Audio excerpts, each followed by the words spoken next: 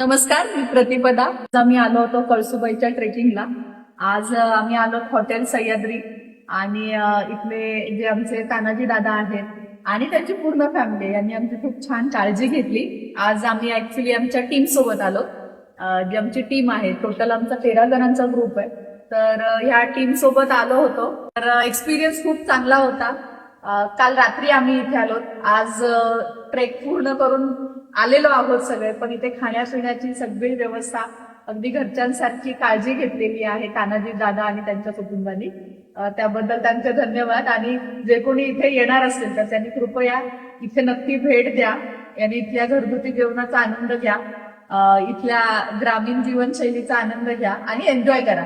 आज आपण सगळे शहरातून इथे येत असतो, तर इको फ्रेंडली लाईफ काय आहे त्याचा जर अनुभव घ्यायचा असेल तर इथे नक्की येईल. धन्यवाद. बाय बाय तानाजी भाऊ. Bye bye.